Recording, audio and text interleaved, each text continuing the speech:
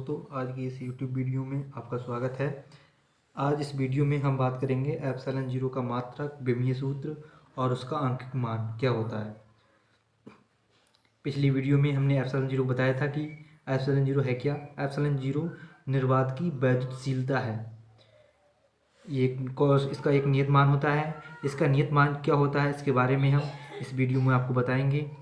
तो पहले हम एप्सिलॉन जीरो का मात्रक बताएंगे। एप्सिलॉन जीरो का मात्रक क्या होता है। एप्सिलॉन जीरो का मात्रक हम जानते हैं, एफ बराबर होता है 1/4 pi epsilon zero Q1 Q2 बटे R स्क्वायर। ये किसका नियम है?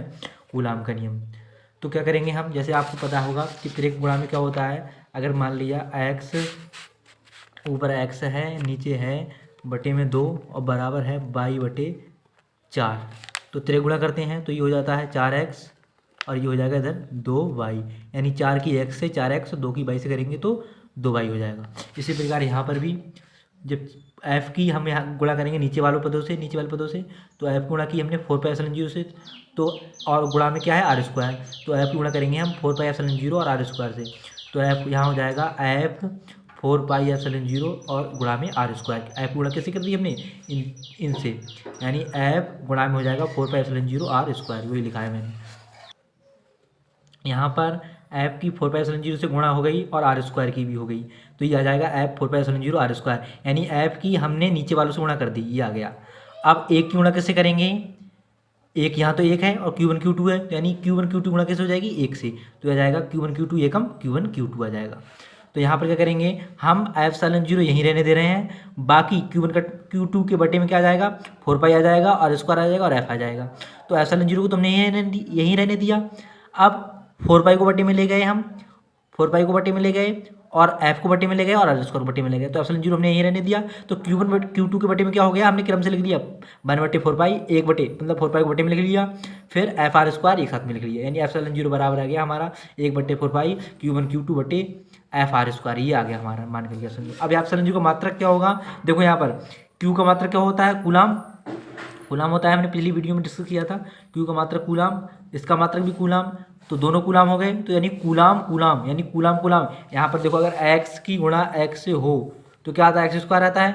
इसी प्रकार यहाँ पर एक कूलाम और दूसरा कूलाम गुणा में दोनों, तो क्या हो जाएगा कूलाम स्क्वायर। बटे में होता है उसे प्रति में लिखते हैं, तो ये हो जाएगा कूलाम स्क्वायर। बटे में क्या है हमारा, इसकी तो विमा होगी नहीं, क्योंकि 4 और पाई का हमारा 3.14 होता है, निश्चित वैल्यू की गिनती कोई विमा नहीं होती।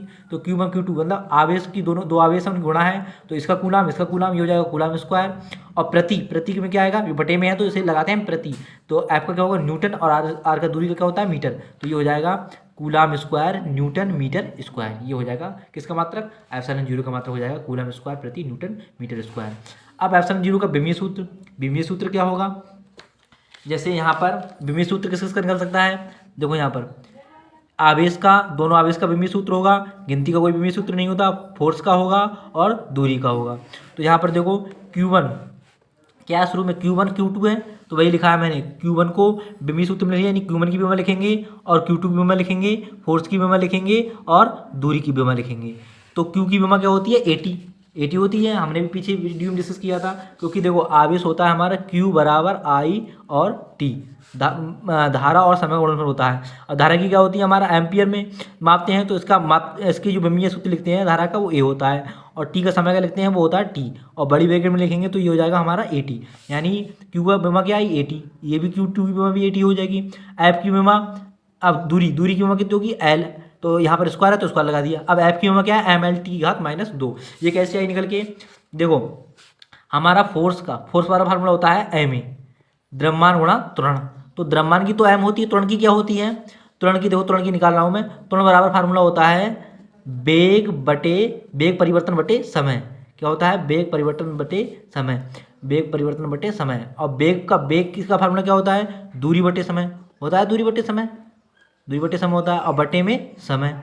अब हमने बताया था दूरी का क्या लगाते हैं मम्मा L, समय क्या लगाते हैं हम T, नीचे भी समय T है, तो ये हो जाएगा L, ये T बटे में जाएगा तो ये हो जाएगा T स्क्वायर, ऊपर L और नीचे T स्क्वायर, यानी ऊपर L है और T ऊपर की आ जाएगी तो -2, यानी त्वरण की विमा क्या आई, त्वरण की विमा हमने निकाली, ये त्वरण की विमा कितनी आई L/-2, यानी त्वरण की विमा कितनी आई L/-2। अब उठा के हम इसे यहाँ रख दें तो ये हो जाएगा mL/-2 हो हो जाएगा नहीं हो जाएगा। यानी फोर्स का जो मान आया, फोर्स की जो विमा आई वो हमारी निकल के आई द्रव्यमान की एम, और त्वरण की क्या होती है एल टी की घात -2। तो फोर्स की जो विमा आई, फोर्स की विमा आई वो आई हमारी, ब्रैकेट में लिखते हैं विमा को एम एल टी की घात -2, यानी फोर्स की विमा कितनी है एम एल टी की घात -2। यहीं पर हमने निकाली थी, देखो यहीं हमने रखा है फोर्स की विमा। फोर्स क्यू की विमा कितनी मानी थी, क्यू की विमा निकाली तो कितनी आई थी 80, क्योंकि धारा गुणा समय होता है 80 आ गया। Q2 कितनी आई 80। अब यहाँ पर फोर्स की क्या होता है द्रव्यमान गुणा त्वरण, तो त्वरण की तो एल टी घात -2 हो गई और द्रव्यमान कितनी एम, तो यहाँ दूरी की एल, तो एल स्क्वायर हो जाएगा। अब आगे यहाँ पर देखो एम ऊपर जाएगा तो माइनस का हो जाएगा, तो एम की घात -1 हो गई। अब यहाँ पर देखो एल एक ये है और दो ये हैं, कितनी हो जाएंगी घात, एक ये घात और दो ये, एक और दो जुड़ के हो जाएंगी एल की पावर 3, नीचे 3 है एल की पावर 3, ऊपर जाएंगी तो किसकी हो जाएगी -3। और टी की पावर देखो एक और एक दो हो गई है, किसकी है ये प्लस की है 2, टी की घात एक ये 2 प्लस की है, और लेकिन टी की घात -2 एक ऊपर जाएगी, ये 2 है, ये 2 ऊपर जाएंगी, 2 ये और 2 ऊपर ये जाएंगी, कितनी हो जाएंगी 4, तो ये 4 लिखी हुई हैं। और ए कितना हो जाएगा ए स्क्वायर, ये ए स्क्वायर लिखा हुआ है। अतः एप्सिलॉन जीरो का जो विमीय सूत्र होगा वो कितना आ जाएगा हमारा, बड़ी ब्रैकेट में लिखेंगे बंद करके एम की घात -1 एल की घात -3 टी की पावर 4 ए स्क्वायर।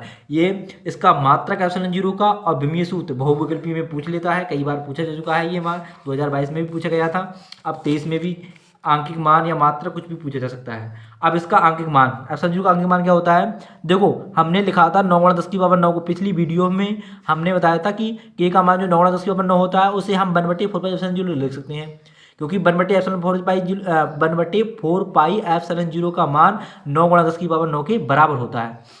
जैसे इसे पलटेंगे तो 4 पाई एप्सिलॉन जीरो हो जाएगा, ये इसे पलटेंगे तो 1/9 × 10 की पावर 9 हो जाएगा। ये यहाँ पर एप्सिलॉन जीरो का मान क्या आ जाएगा, 4 पाई जो है यहाँ पर ये आ जाएंगे बटे में आ गए, यहाँ पर क्या था 1/9 × 10 की पावर 9 था, जैसे ही 4 पाई बटे में आ गए तो ये हो जाएगा 1/4 पाई 9 × 10 की पावर 9, यानी एप्सिलॉन जीरो का मान कितना आया 1/4 पाई 9 × 10 की पावर 9 आया।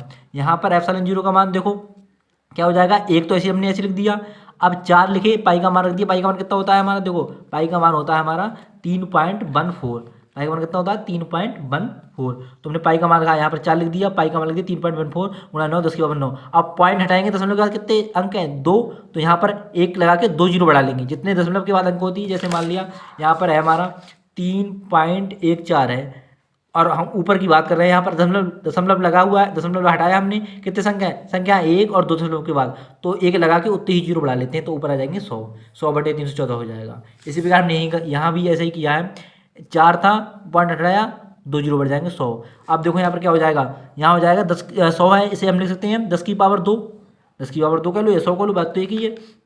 अब यहाँ पर 4 की गुणा करेंगे, 4 निम 36 और 36 की 314 से गुणा करेंगे तो ये आ जाएगा 11,304, और 10 की पावर 9 ऐसे लिख लिया हमने।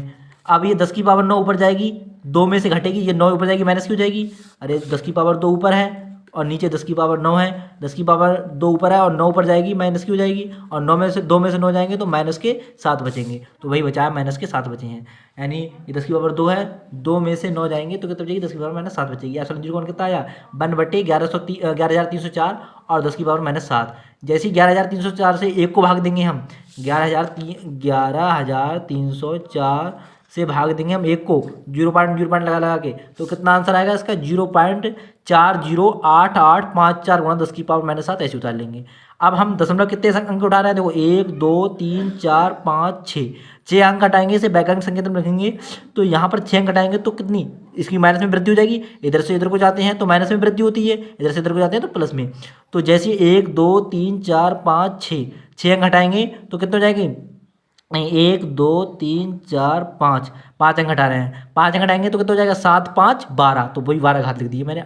एप्सिलॉन जीरो का मान कितना आया 8.854 गुणा 10 की पावर -12, ये माना गया एप्सिलॉन जीरो का। तो इस वीडियो में हमने एप्सिलॉन जीरो के मात्रक की बात की, एप्सिलॉन जीरो का विमीय सूत्र निकाला और एप्सिलॉन जीरो का आंकिक मान निकाला।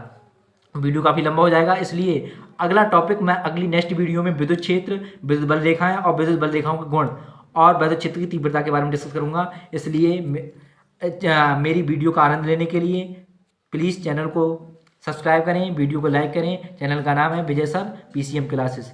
अगर कोई आपका न्यूमेरिकल सॉल्व नहीं हो रहा है तो हमें जो नंबर दिया है उस पर या कमेंट्स यूट्यूब वीडियो में कमेंट लिख के हमें बताएं कि कौन सा क्वेश्चन या न्यूमेरिकल हल नहीं हो रहा है, उसकी भी वीडियो बना के हम आपको भेज देंगे। XYZ कोई भी न्यूमेरिकल हो आपसे जो सॉल्व नहीं हो रहा है वो तुरंत आप कमेंट में लिख कर भेज दीजिएगा और उसका सॉल्यूशन तुरंत पाइएगा। सही है, ठीक है। अब अगली वीडियो मिलते हैं, नेक्स्ट वीडियो में।